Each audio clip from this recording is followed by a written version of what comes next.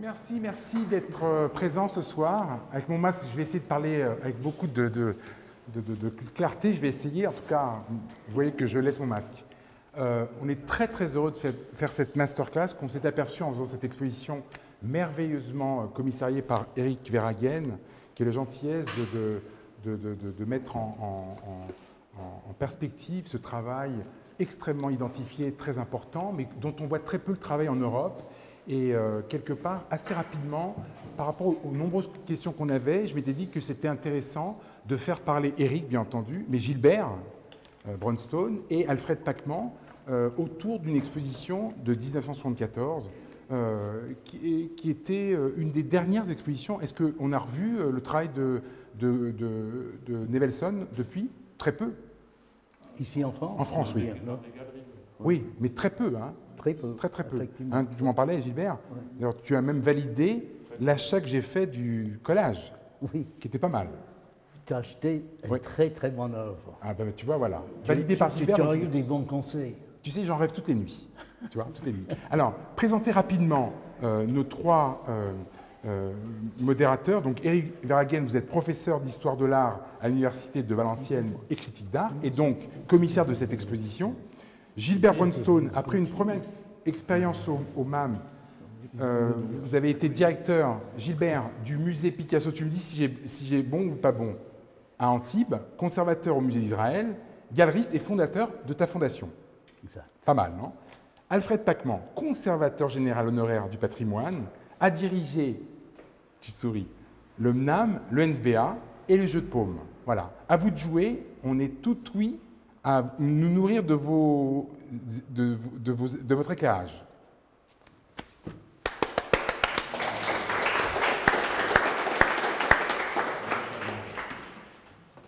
J'introduis.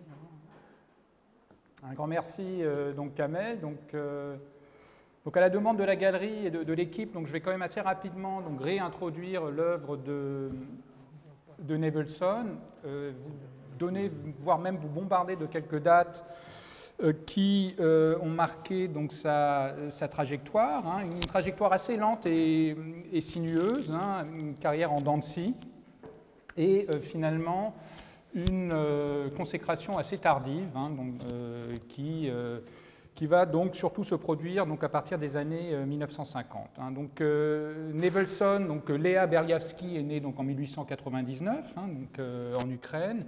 Elle migre très rapidement aux États-Unis, donc dans le Maine, au début du XXe siècle. Et à partir de là, donc, sa vie va ressembler à un récit donc, à la fois d'assimilation et d'émancipation. Hein. Donc elle va longtemps hésiter entre les arts du spectacle et les arts plastiques. Elle va notamment s'inscrire donc, au Theater Art Institute donc, de Frédéric Kitzler et de la princesse Machiavelli, va suivre de très près l'actualité de la danse à New York et notamment les spectacles de Martha Graham, et va seulement à partir de 1929 s'inscrire à la Art Students League. Un premier voyage initiatique donc, en 1931 en Europe va lui permettre donc, de suivre l'enseignement de Hans Hofmann à Munich, hein, qu'elle va retrouver quelques années plus tard donc, à New York. Mais dans ces années-là encore, elle hésite hein, d'une certaine manière entre les arts du spectacle et les arts plastiques. Donc une première rencontre déterminante en 1933 avec Diego Rivera va sans doute sceller son destin. Hein. Donc elle va l'assister dans la réalisation de peintures murales, et ce n'est qu'en 1933 qu'elle commence vraiment à s'initier à la sculpture. En 1935, ou à partir de 1935, elle bénéficie donc du programme YPA, hein, qui a été mis en place par l'administration Roosevelt hein, dans le cadre du New Deal, programme qui va lui permettre donc, de consolider ses connaissances en matière sculpturale et de donner par ailleurs d'ailleurs des cours de peinture murale, ce qui va lui permettre donc, de jouir pour la première fois d'une autonomie financière, hein, d'autant bien venue qu'elle divorcera donc, au début des années 30 et qu'elle renoncera donc, à toute compensation financière. Donc il faut peut-être aussi rappeler que le contexte des années 1930 et 40 est un contexte et une période faste hein, en matière d'art plastique à New York. On peut rappeler que le MoMA va ouvrir ses portes en novembre 29, quelques jours seulement après le krach boursier. Et cette décennie, donc des années 30, va permettre à Nevelson donc, de s'imprégner de la riche actualité en matière d'art plastique, de s'imprégner aussi sans souci de hiérarchisation donc du cubisme, du constructivisme, mais aussi du surréalisme qu'elle va notamment découvrir par l'intermédiaire de la galerie de Julien Lévy. Elle va se rapprocher de Peggy Guggenheim, où elle va exposer dès 1943 dans une exposition collective consacrée à des femmes artistes, année où elle va également, pour la première fois, participer donc, à une exposition collective au MoMA. Donc 2 ans auparavant, en 1941, elle bénéficie d'une première exposition personnelle chez un galeriste à l'époque très important d'origine allemande qui s'appelle Karl Nierendorf, où elle va principalement montrer, en tout cas dans un premier temps, plutôt une œuvre graphique et picturale, puis des sculptures figuratives d'obédience cubiste. En 1943, elle va exposer chez un concurrent de Nierendorf à la Norlist Gallery, exposition très importante, en tout cas pour la suite, une exposition où elle va montrer un ensemble de sculptures qu'elle va intituler donc, de circus, le cirque, qui est en fait sa première expo ou ses premières sculptures produites à partir de bois donc de récupération. Donc l'exposition sera un échec critique et commercial. Donc, suite au décès de Nierendorf, et dernière exposition donc en 1946, elle va rentrer dans une période plutôt creuse, qui n'a aucune exposition, exception faite d'une expo en 1950, aucune exposition personnelle entre 1946 et 1954. Période cependant très importante, qui sera notamment marquée par 2 voyages qu'elle va effectuer donc avec sa sœur en Amérique centrale, au Guatemala et au Mexique, où elle va notamment découvrir donc, les arts primitifs américains, donc les sites mayas et ainsi de suite. Et à partir de là, donc à partir d'une triple influence, la modernité européenne, le surréalisme et le primitivisme américain, elle va trouver donc, sa voie, donc sa voie et ce que les Américains appellent son signature style, donc sa marque de fabrique d'une certaine manière, qui va donc très rapidement donc, reposer donc, sur des ensembles sculpturaux en bois trouvés, donc recouverts de peinture noire. Donc tout cela va se mettre en place entre 1955 et 1958, période durant laquelle elle va en effet mettre en place donc, ses premiers embryons d'environnement et d'installation de plus en plus monumentales, concevoir aussi donc, ses premiers paysages urbains et mettre en place un langage de plus en plus abstrait, mais néanmoins donc, rattaché à des thèmes ou des narrations. Donc très rapidement se met en place donc, ce vocabulaire, cette syntaxe qu'elle va décliner donc, via des sculptures murales et un système donc, de modules emboîtables, donc très ingénieux, qui va lui permettre de s'adapter à n'importe quel espace d'exposition. Donc 2 expositions majeures en 1957 et 1958 dans une nouvelle galerie, la Grande Central Moderns Gallery, vont vraiment marquer donc, les débuts de son succès. C'est aussi en 1957 qu'elle commencera à être défendue par un critique qui va jouer un rôle très important dans sa carrière, qui est Hilton Kramer. Et c'est aussi à cette période qu'elle va pour la première fois donc, exposer en dehors de New York et justement à Paris, où elle va bénéficier d'une première exposition chez Jeanne Bucher en 1958. 1959, donc deuxième étape de ce succès, deuxième année charnière, donc elle rentre dans une nouvelle galerie, donc à la galerie de Martha Jackson, et surtout, elle participe à une exposition très importante qui est 16 Americans donc, au Musée d'Art moderne de New York, exposition montée à l'époque donc, par son amie, la curatrice et la conservatrice donc, Dorothy Miller, qui va avoir cette idée un peu folle de l'associer finalement à un casting très exotique, en tout cas, au regard du travail de Nevelson, étant donné que cette exposition marque en effet le triomphe donc, du post-expressionnisme abstrait et va servir de tremplin donc, à Jasper Jones, Rauschenberg, Ellsworth Kelly et même le très jeune Frank Stella qui y débutera donc, sa carrière. Donc elle participe à cette exposition, elle a 60 ans, hein, donc, et sera associée à des artistes qui auraient pu être ses fils.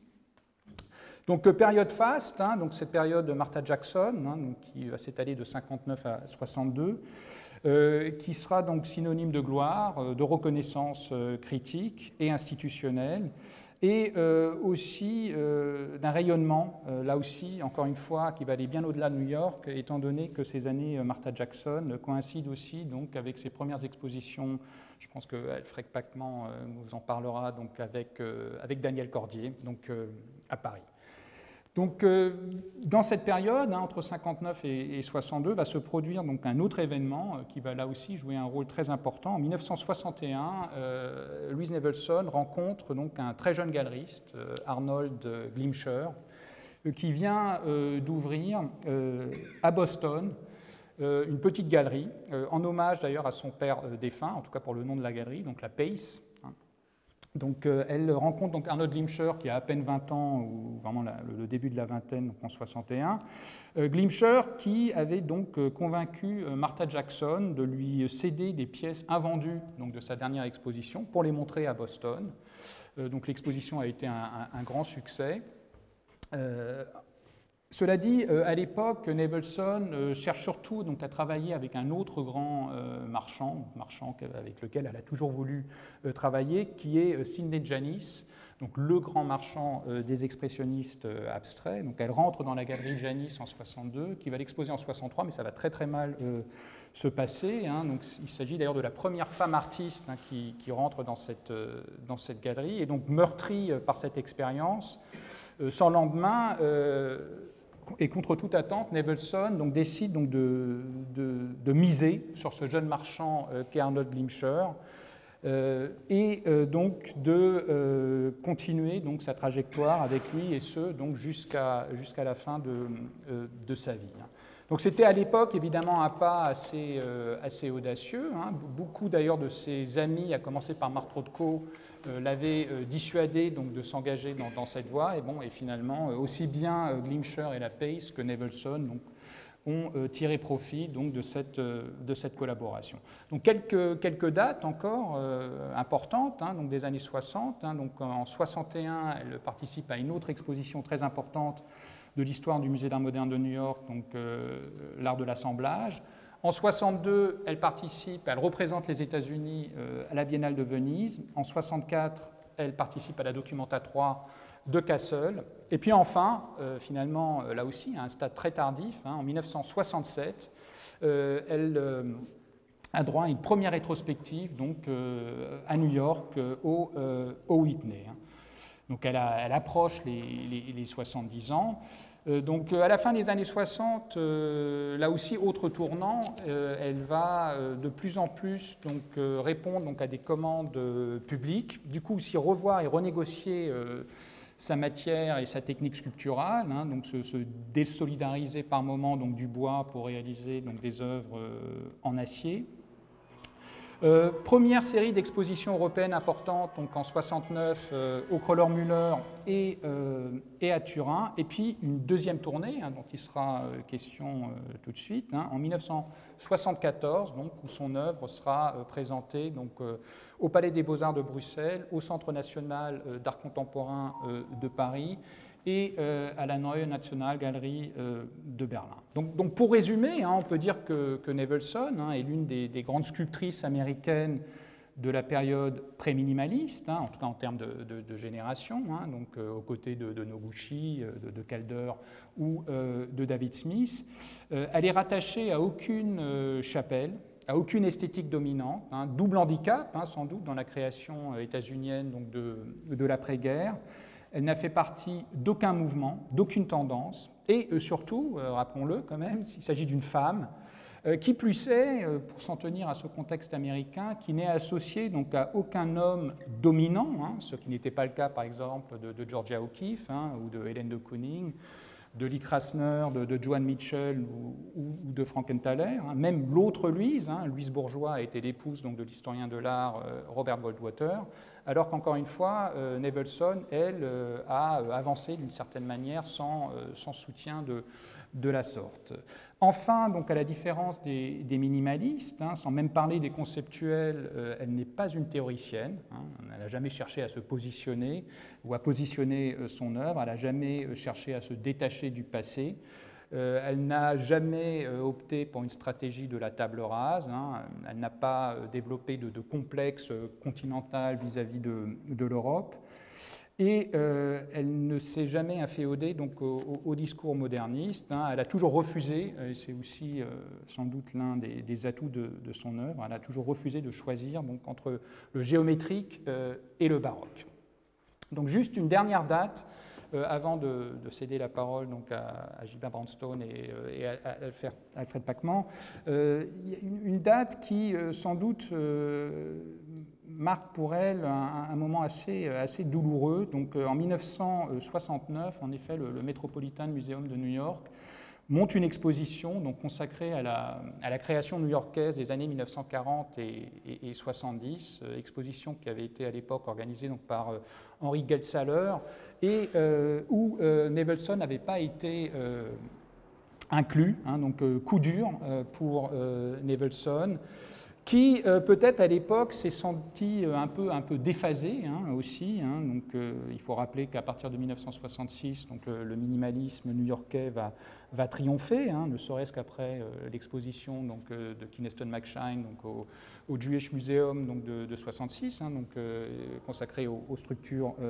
primaires. Et du coup, la première question que je souhaiterais peut-être poser à Gilbert et à Alfred, c'est comment est finalement né ce projet de l'exposition de 1974, qui n'était pas vraiment favorable hein, donc, à la mise en avant de cet artiste, qui était peut-être un peu passé de mode à l'époque, et qui en tout cas avait été extrêmement, on va dire, marginalisé donc, par ces nouveaux confrères donc, de l'art minimal puis conceptuel. Hein. Donc, comment est né ce projet donc, de 1974 au CNAC, et qui en termes de timing, encore une fois, est assez surprenant.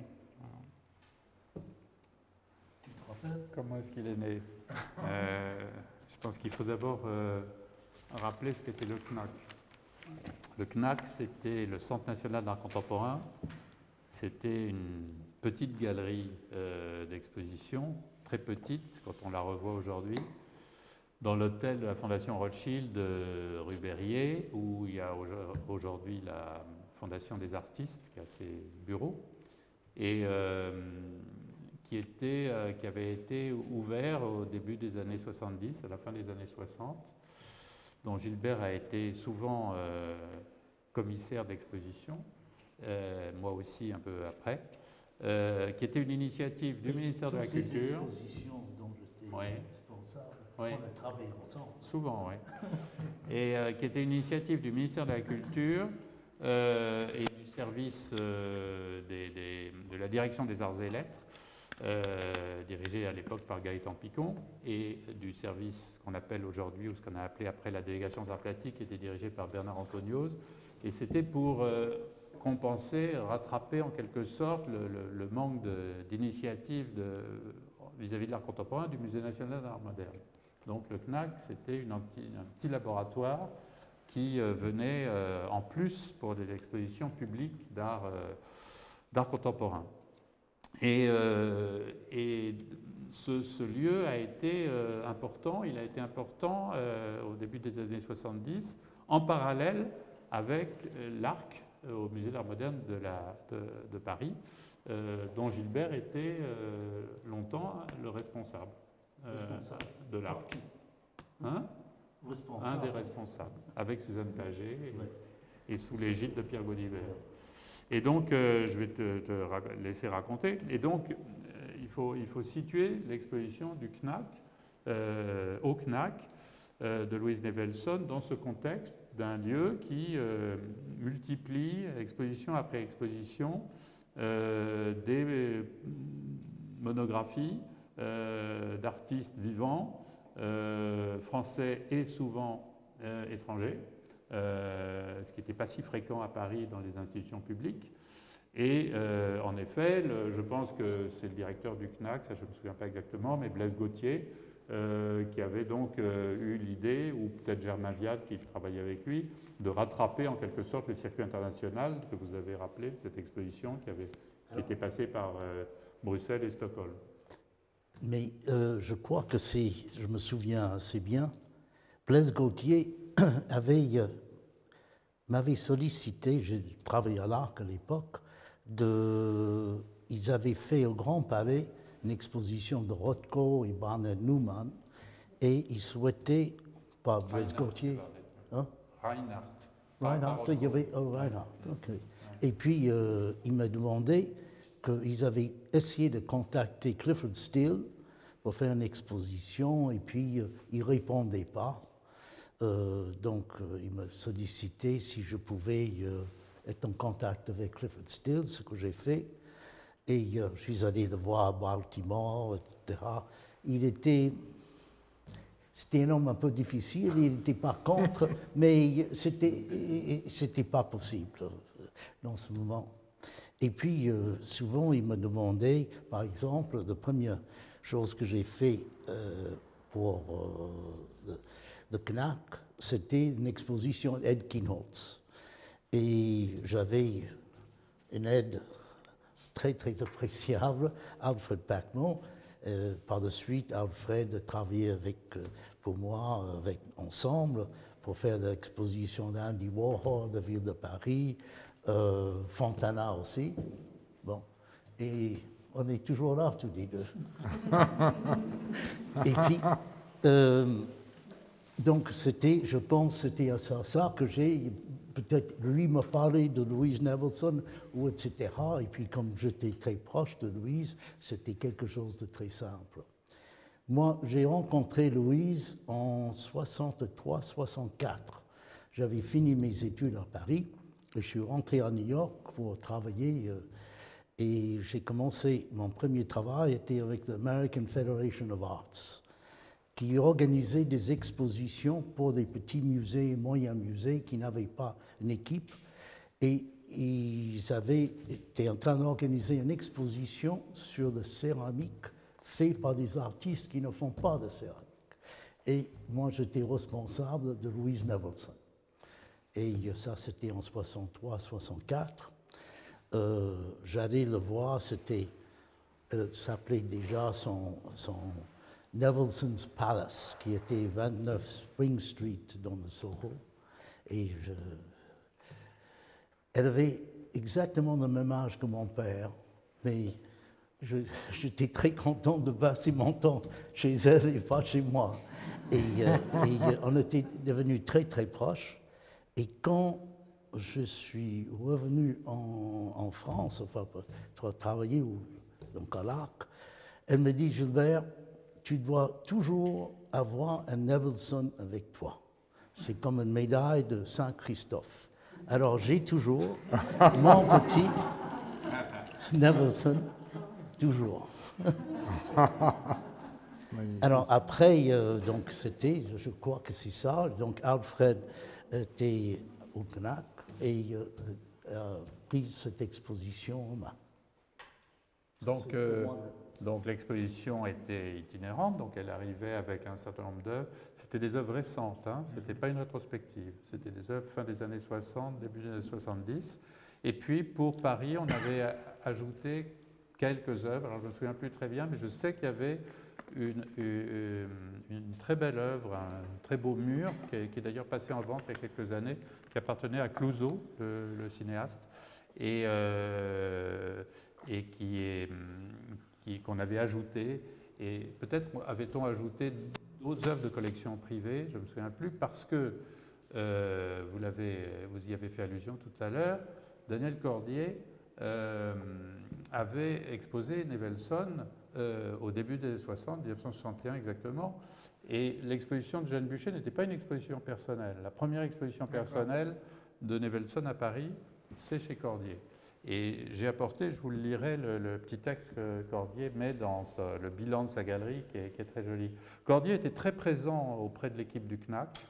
Il n'avait plus sa galerie, il avait fermé sa galerie en 1964, mais il était très présent et j'ai comptabilisé, je crois qu'il y a eu 7 ou 8 expositions des artistes de la galerie Cordier qui, les uns après les autres, ont exposé au CNAC. Dado, Belmer, Requichaud et donc Nevelson.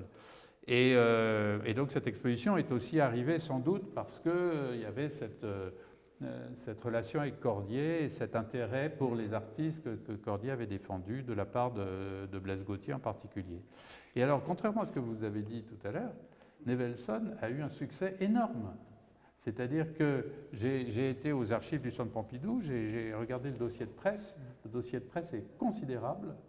Toute la presse française fait des très gros articles sur elle. Mais c'est surprenant. Et pas tellement, parce que Louise Nevelson, c'était d'une part une artiste magnifique, mais c'était aussi un personnage. Oui, c'est ça. Mais ça, et le personnage frappait énormément tous ceux qui la croisaient, qui la rencontraient.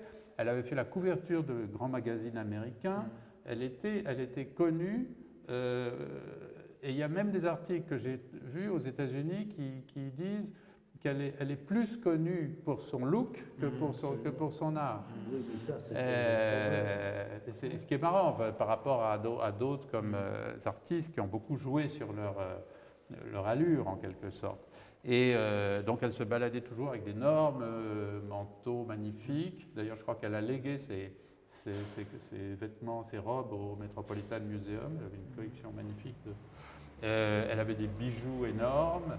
Et c'était vraiment un personnage. Et je pense que ça jouait beaucoup. Alors je vais vous lire quelques extraits de la presse de 1974 à Paris.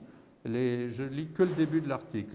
Fossiles, manteau de chinchilla, collier, robe multicolore, turban. Je cite un autre. Elle est somptueuse, elle est vêtue de damas et de brocart bleu et or, telle une sultane superbe aux yeux de braise dont l'âge n'a pas terni l'éclat. Militant du Women's Lib quand même, ça vient après. Et donc sa condition féminine, si je puis dire, l'a desservie par rapport à très longue période pendant laquelle elle a dû attendre d'être reconnue, car à mon avis, la reconnaissance, elle se fait en 1959 avec l'exposition des 16 Americans, où à côté de ces jeunes gamins que sont Kelly, Rauschenberg, pour ne pas parler de Stella qui lui est un bébé, Nevelson qui a 60 ans, est inscrite dans ce... Et là, elle est tout d'un coup vraiment identifiée et reconnue, plus que dans les expositions de galeries qu'elle a fait auparavant. Et donc, elle bénéficiera d'une rétrospective en 67, je crois. C'est-à-dire que c'est très comparable à Louise Bourgeois, comme temps d'attente pour sa reconnaissance, puisque Louise Bourgeois aura aussi, à peu près au même âge, sa première rétrospective, elle, au Musée d'Art moderne de New York. Mais Nevelson était une artiste, je pense, Gilbert, tu peux le confirmer, très célèbre. Oui, Pas du tout une artiste en marge, etc. Et d'ailleurs, je finis juste là-dessus, je vous parlerai de Cordier après, mais elle a exposé dans énormément de galeries à Paris. C'est incroyable. Elle a exposé chez Claude Bernard, elle a exposé à la Galerie de France, elle a exposé chez Marouanos, chez Jeanne Buchet plusieurs fois, chez Kamel Ménour. Non, mais je veux dire, c'est pas du tout... Alors, Kamel a raison quand il dit on l'avait un peu oublié, parce que c'est vrai que ça faisait très longtemps que, même si on avait pu voir de très belles œuvres à Toulouse ou ailleurs, aujourd'hui, dans l'exposition, elles font l'abstraction, où elle est présente, mais en effet, on voyait très peu son œuvre en France. Et l'autre chose que j'ajoute juste par rapport à son succès, sont les commandes publiques. Oui. Elle a été la championne de la commande publique aux États-Unis. Elle a fait un nombre considérable de sculptures publiques. Et il y avait même une place à New York qui portait, je pense qu'il porte toujours, enfin j'en sais rien, mais qui portait son nom. La Louise Nevelson Plaza. Mais là aussi, donc, tardivement aussi, à partir de la fin des années 60. Oui, oui. Même plus tard. Même plus tard, oui. Mais elle a vécu très longtemps. Non, mais la presse française, ce que tu as lu là, parle absolument pas de son œuvre. Qu'elle était magnifique. Elle était magnifique, c'est vrai. impressionnant des bijoux. C'était un personnage, c'était une légende, mais ça l'a desservi parce que ça n'a absolument pas traduit pour elle dans un succès. Et puis le fait d'avoir exposé dans tant de galeries, Sidney Janis, tu as parlé de ça tout à l'heure, c'était vraiment la galerie de New York, que ce soit. Et c'était pour elle un échec total. Il vendait rien. Et pour elle, c'était toujours, toute sa vie, c'était une lutte en tant que femme. Et elle a continué ça toute sa vie. C'était à New York, c'était une ville masochiste complètement. Et puis, bon, c'est bien, elle est jolie, enfin jolie, elle est impressionnante, etc. Mais ça ne traduisait absolument pas. Le premier succès, c'est là où je l'ai rencontrée en 63. C'était fin 63 ou début 64. Ce John Glimcher ouvre le Pace Gallery, 57e rue, avec Louise Nevelson. Et tout d'un coup, elle avait une galerie qui croyait en elle. Je ne sais pas si elle a vendu la première exposition ou pas, mais il a continué jusqu'à sa mort. Elle fait toujours partie, comme tu sais, de la Pace. Le fait d'être dans 20 galeries, c'est pas. Si elle était chez toi aujourd'hui, tu feras une exposition tous les 2-3 ans. Les autres, non. C'était parce qu'ils ne vendaient pas, ou parce que c'est pas. C'était donc, ça n'a pas servi cette magnifique, etc. C'est très bien, mais ça n'aide pas un artiste si on parle de, je ne sais pas, de ses costumes ou de sa voiture. Je pense que dans le cas de notre ami César, ça aussi, c'était un cas. Les musées ne voulaient pas exposer César, mais comment, etc. C'était le cas de Nevelson. Donc, elle a connu ça beaucoup plus tard. Parce que la presse parlait un peu de son extravagance, de ses Exactement. costumes. Beaucoup. Mais pas seulement, aux États-Unis aussi. Hein, ah non, mais aux États-Unis surtout. Non, tu disais la presse française, mais la presse américaine aussi, le personnage. Elle avait, je ne vais pas le citer, c'est pas très important, mais qu'elle voyageait en première et qu'elle avait 2 places, et qu'elle avait une place pour elle et une place pour ses vêtements. Donc elle avait quand même une attitude, elle était très dans cette volonté d'être autre chose que les autres, peut-être. Je ne sais pas, elle était toujours de place. Elle était toujours accompagnée avec une femme qui s'appelle Diana McGowan, qui était son assistant et autre chose. Ils étaient inséparables. Alors peut-être si elle avait des vêtements, mais je ne pense pas qu'elle avait de place. Pardon. Mais c'était, je disais, elle avait une très, très, très forte personnalité. Elle était, par exemple, du dynamisme. Ça faisait partie de quelque chose dans ces années à New York. Et je m'appelle, elle m'avait parlé de cette femme importante dans le mouvement, Gloria Steinem, qui était... et Gloria a dit, mais Louise, tu vas faire partie de ce mouvement, etc. Je dis, mais faire partie de ce mouvement, mais je suis le mouvement depuis 20-30 ans. Où est-ce que vous étiez quand j'avais besoin de vous? Alors, elle était... Alors, cela dit, elle le cherchait quand même, parce que le catalogue de certains... les catalogues que vous m'avez prêtés pour aujourd'hui, un des catalogues, il y a 8 pages de photos d'elle dans ses robes, etc., avant même que le catalogue s'ouvre. C'est-à-dire que vraiment, elle voulait se montrer. Non, mais elle adorait ça. Je ne dis pas qu'elle était contre le glamour. Au contraire, elle adorait ça. Mais ça veut dire que ça ne devrait pas, pour eux, changer l'attitude de son art. Alors, je voudrais donner la parole à Daniel Cordier. Ce qui est une manière de lui rendre hommage, puisqu'il est mort il y a quelques mois, comme vous savez, qu'il a fait des choses magnifiques dans sa vie. Et entre autres, donc, il a été, après Jeanne Bucher, qu'il avait inclus dans une exposition, et qui est resté fidèle à Nevelson, puisqu'ils l'ont remontré plusieurs fois, qui avait été le premier donc, à consacrer une exposition personnelle à Louise Nevelson en 1961. Et il avait publié un petit catalogue que j'ai là et qui était préfacé, tenez-vous bien, par Georges Mathieu. Georges Mathieu qui était un des principaux acteurs du passage entre Paris et New York pour l'art. Il a été certainement avec Tapier à l'origine de la première présentation de Jackson Pollock à Paris. Et il faisait vraiment le lien entre le milieu américain des artistes et Paris.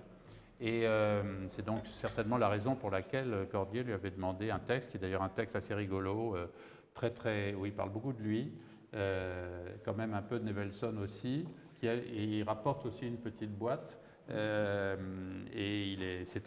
un texte très bavard, mais sympathique. Et donc Cordier, en 1964, quand il ferme sa galerie, il fait le bilan de ce qu'il a appelé 8 ans d'agitation, et il écrit sur chacun des artistes un petit texte. Et alors, voilà ce qu'il écrit. C'est pas très long, vous n'en faites pas. J'avais vu au musée d'art moderne une cathédrale, entre guillemets, mal placée au bout d'un couloir, dont l'aspect de ruine calcinée m'envoûta véritablement. Alors je pense qu'il l'avait vu dans 16 Americans, puisque, comme on sait, la même année 61, il expose aussi pour la première fois Rauschenberg à Paris. Et donc, comme Rauschenberg était dans 16 Americans, je pense qu'il avait vu, il était venu pour Rauschenberg, et puis il avait découvert l'œuvre de Nevelson, dont il dit qu'elle était mal placée au bout d'un couloir. Je ne sais pas si c'est vrai, mais enfin bon, c'est ce qu'il raconte. Ayant obtenu l'adresse de Louis Nevelson, j'étais chez elle 1 heure après. Je n'oublierai jamais la stupéfaction de ma première rencontre avec ces objets dont l'entassement, faute de trouver des amateurs, encombrait les escaliers, les couloirs, les chambres et transformait la modeste habitation de Spring Street en un théâtre préparé pour une fête scabreuse. J'ai essayé dans mon exposition de 1960, il dit 60, mais je crois que c'est 61, non ? Oui. De reconstituer l'atmosphère inoubliable de cette première visite. Bien sûr, Nevelson à l'intérieur de l'art, c'est en quelque sorte l'étape finale et l'apothéose du cubisme. Assemblages géométriques qui font penser à certaines des constructions analytiques de 1910. Mais du côté de l'émotion, c'est bien autre chose. Ces caisses qui déménagent les demeures de la nuit, ces colonnes arrachées à une architecture fantôme, ces boîtes encore plus secrètes ouvertes que fermées, voilà bien l'arsenal mystérieux de la magie. Ce mot qui exprime tous les pouvoirs a perdu par son usage laïque et mondain sa vertu. Il lui faut la reconquérir quand il désigne les murs, entre guillemets, de Nevelson, qui, avec les reliquaires de Riquichot, sont les médiateurs d'une conscience occidentale, l'une proche de l'art africain, l'autre de l'art océanien, pour apaiser les forces occultes et libérer le spectateur de ses angoisses. Et je pense qu'il avait bien ressenti ce que tout le monde ressentait quand on voyait une exposition de Nevelson un peu conséquente, c'est j'allais dire qu'elle invente, c'est peut-être exagéré, mais elle est vraiment une des initiatrices de ce qu'on appelait à l'époque, ce qu'on n'appelle plus aujourd'hui comme ça, mais ce qu'on appelait à l'époque les environnements. Aujourd'hui, on parle d'installation, mais à l'époque, on parlait d'environnement, c'est-à-dire des œuvres qui vous englobent, qui prennent tout l'espace. Et avec son système de caisses qu'elle associe les unes aux autres, ou d'ailleurs, dans certains cas, quand les œuvres ne seront pas vendues, elle va réutiliser des éléments pour rejouer avec, comme un puzzle, quoi. Elle les mélange. Elle donnait, il y avait une atmosphère, un peu à l'image de ce qu'il raconte dans son atelier, mais toi tu es allé dans l'atelier, tu peux nous en parler, un peu à l'image de l'atelier, les expositions étaient vraiment remplies, c'est-à-dire qu'il n'y avait pas un bout de mur vide, en tout cas dans certains cas, et dans 16 Americans, elle va faire un coup, parce que les artistes aiment faire des coups, et bien, au lieu de faire ce qu'elle faisait toujours jusque-là, des œuvres noires, elle fait des œuvres blanches. Et alors, c'est la surprise pour tous ceux qui connaissent les œuvres de Nevelson de voir ces immenses murs qui sont, au lieu d'être noirs, ils sont blancs. Et ensuite, il y aura les dorés aussi. Mais enfin, le noir est quand même, comme on voit ici, de très très loin, la couleur dominante de son travail. Mais cette notion d'occuper l'espace, d'en mettre partout, de mettre des colonnes au milieu, d'occuper les murs, je crois que c'est ce qui vraiment est important dans son apport à la sculpture. Outre le fait qu'elle est dans une descendance du cubisme, qu'elle croise d'ailleurs assez remarquablement avec le surréalisme. Il y a une espèce je sais pas, d'enfant bâtard entre le cubisme et le surréalisme qui donne cette œuvre. Mais il y a aussi la monumentalité et l'occupation de l'espace. Toi, tu es allé dans l'atelier. Oui, ce serait peut-être intéressant de parler de cet environnement de Spring Street. Par la fois, tu ne savais pas que c'était l'atelier et qui était l'ensemble de la maison, qui occupait un grand espace parce qu'il y avait 2 immeubles à New York. Et donc je pense que après ça, il y a toujours eu dans son travail des œuvres individuelles, comme celles qu'on voit ici. Il y a eu aussi donc, ces sculptures publiques. Je pense qu'une partie de celles qui sont ici sont sans doute des maquettes pour des sculptures monumentales. Il y a celle de Harvard, là, Oui. celle du MIT, ici. Voilà. Et donc, ils sont des préfigurations d'œuvres beaucoup plus monumentales, effectivement. Oui, oui, parce que, ouais. Et je crois qu'elle se met à la sculpture en métal à la mort de David Smith. En 1965, elle s'autorise plutôt d'utiliser ce médium qu'elle considérait comme celui de son collègue dont elle a été amie, David Smith. Oui, c'est vrai qu'elle attend, elle franchit le pas du métal suite à son décès. Oui. Comme une sorte de déférence un peu, non? Comme une sorte de... Elle avait du respect ou d'admiration, elle ne se sentait peut-être pas autorisée. C'est assez intéressant. On a le sentiment que c'était une femme avec une très grande personnalité. Ça, c'est sûr. Ouais. Ça, c'est sûr. C'est-à-dire que je pense qu'elle a été titillée par l'art minimal et qu'il y a eu, à la fin des années 60, n'est-ce pas, je ne me trompe pas dans les dates, ces œuvres en plexiglas qui sont très minimalistes. Absolument. Et puis, ces œuvres en bois, qui sont quand même son matériau très largement dominant, à un moment donné, il n'y a pas que des objets trouvés, ramassés dans la rue et récupérés et réassemblés, mais aussi elle en fait fabriquer. C'est-à-dire que, et là, quand elle en fait fabriquer, d'ailleurs, il y en a un dans l'exposition rue de l'autre côté, hein, qui est très minimaliste, comme ça. Et ça, ce n'est pas du tout des choses trouvées, c'est des choses qu'elle fait fabriquer. Donc il y a à la fois des objets récupérés, qui est quand même ce qui caractérise au premier chef son œuvre, cette espèce de culture du... J'avais noté un critique qui parle de domestique détritus, enfin de détritus domestique. Et puis il y a la fabrication, sans doute aussi parce que les circonstances économiques lui permettent de développer plus de choses. Et les sculptures monumentales, je pense qu'il y a eu une volonté de sa part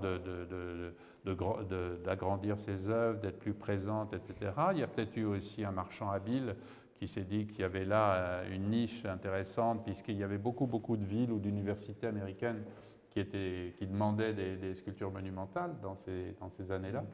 Et elle en a fait beaucoup, et on voit on voit très bien, on voit leur échelle, même en petit format, quoi. On voit très bien leur monumentalité. J'ai une très belle photo que je vais faire passer, si tu m'en autorises, Alfred, de Gilbert et d'Alfred Pacman en 1974. Gilbert avec un magnifique chandail, formidable, avec Louise Emerson. Si tu m'en autorises, c'est assez beau comme c'est passé. J'ai retrouvé ça dans les archives du CNAC. Et d'ailleurs, je peux faire circuler aussi le catalogue de 1974, qui est le catalogue de l'exposition du CNAC, avec un texte de Gilbert. Et dans lequel vous n'avez pas écrit d'ailleurs, ça m'a étonné. Alfred n'a pas écrit dans le catalogue. C'est-à-dire que j'avais fait un effort vestimentaire pour Louise Nevelson. Non, j'ai tellement honte de ça, j'aurais dû. Je suis désolé, hein, mais enfin, qu'est-ce que vous voulez? C'était il y a longtemps. Pardonnez. Enfin, c'est rigolo. Alors, si c'est presque la fin ou la fin, je vous raconte quand même une anecdote que je trouve vraiment pas important, mais qui définit un peu son caractère. Parce qu'elle cherchait, c'est-à-dire de succès, je dirais, elle avait le glamour, donc tout le monde dit magnifique. Elle a eu beaucoup d'expositions qui étaient très bien acceptées par la presse, etc. mais le succès financier, c'était toujours un rejet, etc. Elle a eu ça seulement à partir de 63 avec Glimcher. Et Glimcher, New York, c'était vraiment là maintenant. Si on n'avait pas un Nevelson, c'était vraiment, on n'avait pas une bonne collection. Et là, maintenant, tout d'un coup, elle est reçue très bien, pas pour son look, mais c'est un grand artiste, etc. Et une soirée, on m'a raconté que quelqu'un est venu, et un cocktail, galeriste, etc., et dans une galerie, et on dit, mais Louise, je dis, mais monsieur Louise, on a couché ensemble. Et le type a dit, mais pourquoi tu dis ça? Parce que si c'est pas le cas, vous m'appelez Madame Nevelson. Magnifique. C'est très beau, ça. Très, très beau. Donc c'était un peu, toute sa vie était une lutte. C'est une lutte pour elle, parce que... Madame Nevelson.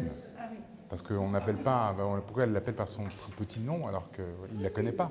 Il n'a pas couché avec elle. Voilà, c'est vrai. Et alors, en 1941, elle expose donc Nierendorf. Chez Nierendorf. Et alors, il y a un critique qui écrit « We learn the artist is a woman in time to check our enthusiasm. Had it been otherwise, we might have hailed this sculpture, this cultural expression as by surely a great artist. » Ça en dit long. Non, elle en a souffert, elle en a joué, et finalement, elle a gagné quand même. Oui. Sur le tard. Ouais. Donc en fait, c'est paradoxal. Donc elle en a souffert parce qu'être femme dans ces années-là, c'était pas facile. Donc New York était très masochiste, très misogyne plutôt. Ouais. Et par contre, elle jouait aussi de sa féminité, de cette affirmation avec tous ces colliers, ces robes, et c'est ça. Absolument. Y a-t-il des questions? Jessie?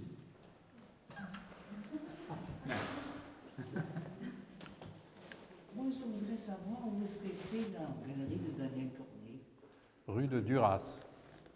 Oui. Rue de Duras et ensuite rue de Miromesnil. Il a eu deux galeries successives. Le point cardinal, c'est comme c'est rêvé, ça. Ben, je suis surpris, mais j'étais pas là en 60 pour vérifier. Mais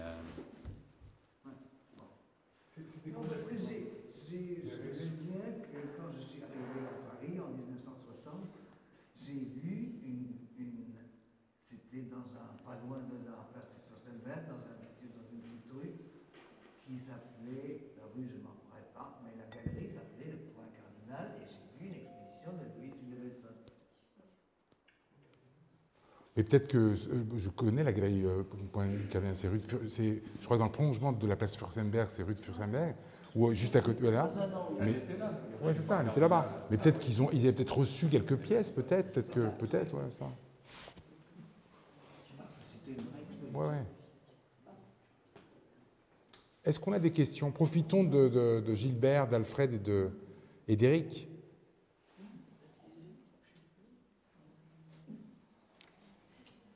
Allez-y. À cette époque-là, moi, j'ai rencontré avec César en 60, je crois, quand elle est venue faire l'exposition, là où exposait César dans la rue des Beaux-Arts. De chez Claude Bernard. Ouais. Claude Bernard, ça. Claude Bernard. Ouais, ça. Claude Bernard. Claude Bernard, ça. Ouais. C'est la mémoire qui manque. Ouais, Claude Bernard. D'ailleurs, que j'ai invité, j'aurais tellement aimé qu'il Donc, soit là. effectivement, c'était une belle femme. Belle femme, hein? Impressionnante. Ouais. Bon, puis, j'avais déjà vu ces choses, moi, je ne sais pas comment. Ouais, c'est ça. Mais en 57, 60. Ouais, c'est ça. Je suis un des plus vieux ici. Ah non, 86. J'ai 86 ans. faites pas, hein? Bon. Donc, c'est des jeunes. Ah ouais. C'est jeune. Tout jeune. Gilbert, as-tu une autre anecdote comme celle de J'ai pas couché avec vous? Pardon? Est-ce que tu n'as pas une autre anecdote à nous raconter? Parce que c'est magnifique, ça prouve un petit peu la répartie qu'elle pouvait avoir et blaguer, Marie Grilloise, mais montrer aussi à la personne que pas d'intimité parce que je suis une femme. Parce que c'était ça ce qu'elle voulait dire. Oui. C'est ça. C'est dégueulasse. Pourquoi Louise, quoi Louise? Ah. Et travailler avec une artiste comme ça, tu disais qu'elle installait beaucoup, elle accumulait, elle était complexe, compliquée, ou elle savait ce qu'elle voulait? Plus gentil, plus adorable, n'existe pas. Ouais. Mais effectivement, peut-être avec des gens qui avaient une complicité ou qui travaillaient, qui respectaient la femme comme elle est. Oui, c'est ça. Et le travail. Oui, ce que j'ai raconté tout à l'heure, si quelqu'un... Parce qu'elle avait toujours l'impression, elle m'a raconté toute sa vie, que des gens profitaient des autres, prenaient... etc. Bon, donc elle était toujours... tiraillée. Oui. Ouais, ça. Mais une fois que tu avais sa confiance, c'était magnifique, un cœur énorme. Et ces pièces, elle les réalisait elle-même ou elle avait toute une équipe? Bon, elle avait ce Diana qui travaillait avec elle, mais elle choisissait les pièces, etc. Elle était toujours... oui. Elle ne donnait pas aux Il n'y avait pas autres. tellement d'assistants comme maintenant. Ouais, ça. Non, c'était pas l'atelier de Jeff Koons. Non, non, c'était pas Jeff Koons, non. C'est elle qui les ramassait dans la rue? Ah oui, oui. Je pense que comme beaucoup d'artistes, avec le temps, avec le succès, elle a pu s'organiser différemment, mais je pense qu'elle elle ramassait en effet. Enfin, New York est une ville formidable pour faire de l'assemblage. Ouais. C'est pour ça qu'Armand aussi était tellement heureux à New York. Mais elle ramassait aussi sur les plages du Maine. Donc elle avait quand même des attaches familiales. Donc, je crois qu'elle récupérait pas mal de bois de sa région d'origine.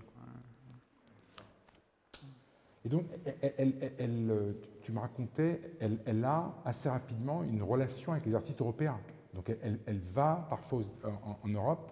Elle a étudié en Allemagne, puis Hoffmann, ça, en 30, ça. Et elle rencontre Giacometti en... Giacometti en 62, à l'occasion de la Biennale de Venise, absolument. Et Giacometti qui aurait dit qu'elle méritait le prix à sa place. Je te demande à vérifier. Oui. Qu'est-ce qu'elle a dit? Oui. Please do. Ce qu'elle a dit, on ne sait pas ce qu'elle a dit à Giacometti. Vous l'avez connue à quelle époque? Moi, je l'ai connue dans les livres. Je l'ai connue dans les livres. Moi, quand elle est morte, moi, j'étais juste entre le lycée et la fac. Donc, moi, j'ai lu un petit peu et voilà, j'ai appris. Voilà. Donc, en fait, je me suis fait cette petite masterclass pour apprendre. Pas mal, non? Ouais. Non, mais profitez des questions. Hein. Monsieur Jobé Duval, une petite question? Non, mais je peux apporter un témoignage. Ah, c'est voilà, ce qu'on voulait. Modeste témoignage, mais moi, ma première rencontre avec l'œuvre de Louis, c'était effectivement rue Bernier. J'ai des souvenirs très marquants de cette rencontre et de ce mur magnifique, parce que j'avais l'impression qu'elle sculptait la lumière et donc ça m'a vraiment impressionné. Et puis après, ça a été dans le cadre de la FIAC, parce qu'elle a aussi exposé à la FIAC, elle avait une exposition personnelle. Je me souviens plus de qui était. Donc c'était à Bastille ou c'était? Non, à la FIAC au Grand Palais. Déjà au Grand Palais. Et nous avions obtenu que Yves Mourouzi l'invite, et il y avait un direct, donc ça doit être dans les archives de l'INA, il y a une interview d'Yves Mourouzi mise au Grand Palais à la FIAC. Ah, waouh! Il faut retrouver ça. Dans les années 80, je pense. Je me souviens plus de la date exacte, mais je retrouverai. Mais j'ai le souvenir effectivement de cette personnalité très forte, presque masculine, mais en même temps une douceur extraordinaire. C'est-à-dire que la physionomie était un peu marquante, massive, impressionnante, et puis en même temps, je me souviens que je regarde quelqu'un d'extrêmement délicat et sensible et agréable. Et donc c'était vraiment. Et j'étais content que tu aies. Écoute, merci à nous tous. Et donc, elle aurait fait le trésor de Mourouzi en représentant un peu l'artiste de la. Donc c'est bien qu'elle était quand même très connue, reconnue, pour obtenir cette... Et donc le souvenir que tu en as, c'était un one woman show ou c'était? Oui. Ah oui. Je me souviens plus. On va retrouver. Peut-être la pièce, je me souviens plus. Ouais, ça. Ça je pourrais retrouver. Ouais, ça serait intéressant. Ça pourrait être aussi Claude Bernard. Claude Bernard, ouais, ça. Ou Alice Poli. Oui, Alice Poli aussi. Alice Poli de Genève. Ah oui. Ah oui. Ah Ah ouais, Alice Poli. Qui a quel âge maintenant, Alice Poli? Elle a 80... 100 ans. Formidable. Extraordinaire.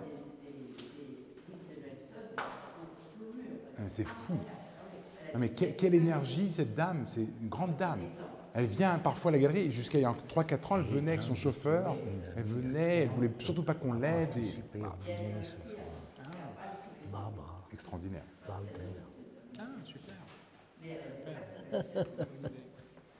C'est vrai qu'avec Oui, c'est vrai qu'avec l'intérêt renouvelé depuis un certain temps pour les cabinets de curiosité, je pense que son œuvre, si elle était présentée sous cette forme environnementale dont je parlais, parlerait très très bien à un public aujourd'hui. Oui. Pardon? Il y avait qui comme femme à l'époque, artiste, comme ça? Où ça? Dans la scène, une scène new-yorkaise ou scène... La question, c'est quelles étaient les autres femmes un peu importantes, ça, les femmes artistes. Sa génération, on n'en a pas d'autres. Je pense que la plus connue, c'est Hélène Frankenthaler, à oui, l'époque, aux États-Unis. Qui est quand même sensiblement plus jeune. Quand même. Elle est née en quelle année? Dans les années 20, je pense. Hein. Oh, plutôt. 30? Ah non, plutôt non, je pense pas. On va vérifier sur Google. Ouais, Pardon? je vais le faire. En France, de quelle génération? De sa génération, qu'est-ce qu'on peut citer? Né avec le siècle. Il y a... je cherche le plus...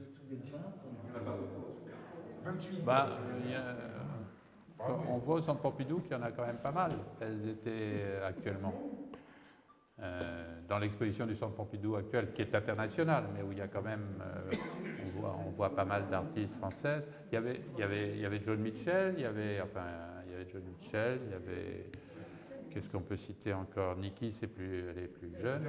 Ouais. Jeanne-Mère Richier, tout à fait. Ouais.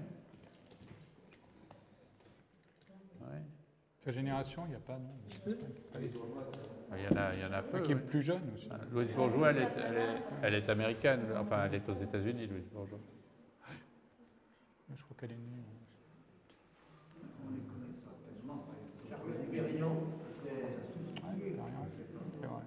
Périan, oui. Dans son domaine. Voilà. Bon, je vous remercie. En tout cas, c'était formidable. Merci Alfred, merci Gilbert. Vraiment. Merci Eric.